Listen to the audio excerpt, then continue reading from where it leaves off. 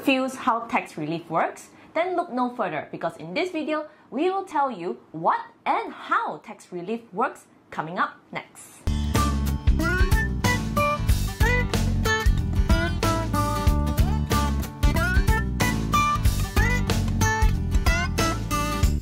Before we get into it, remember our channel is all about growing and managing your money. So if you haven't subscribed to us yet, remember to hit that subscribe button down below. Income tax is a payment that every income-earning citizen who earns more than $34,000 a year would have to pay. And most of the time, the more you earn, the more taxes you will need to pay. And I know it hurts, so how can tax relief actually help us?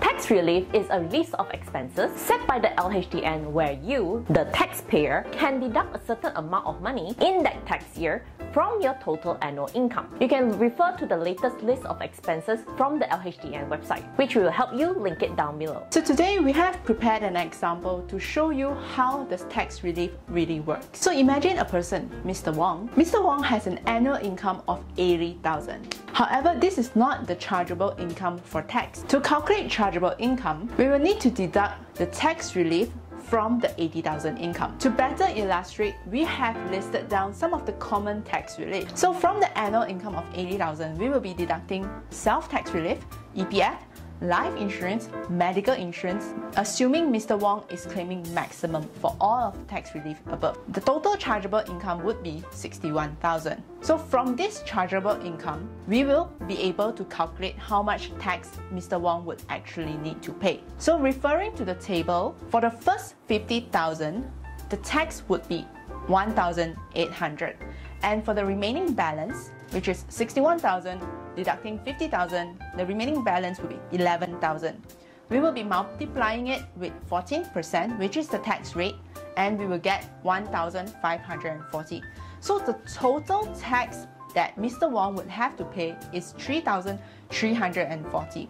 The tax rate, you can refer it at LHDN website, which we will also link it down below. So does tax relief really help us save money? So let's look back at Mr. Wong's example. Last year, our government has announced a higher tax relief on lifestyle expenses for PC, smartphones or tablets, maximum up to $2,500. So if Mr. Wong were to purchase a new PC at 2,000 ringgit, how much can he actually reduce in terms of tax? So from his annual income $80,000, we will be deducting the same tax relief mentioned previously, adding a new tax relief, which is the lifestyle tax relief, 2,000 ringgit.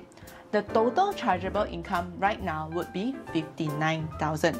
So applying the same rate to the table, first $50,000 would be $1,800, and the remaining $9,000 will be multiplying it with 14%, which is 1,260. So as you can see, there is a reduction of 280 ringgit compared to the original amount of tax needed to pay. Now here's the thing. If today you needed a computer, then it's great because indirectly you're getting a 280 ringgit discount. But if you're only buying it for the sake of tax relief, then you're actually spending an extra of 1,720 just to save 280 ringgit from your taxes, which truthfully, in my opinion, is not really saving money. It's like having the mindset that just because it's on sale, that's why I bought it. But actually, I don't really need it. So if you ask us, do you save more money if you have more tax relief?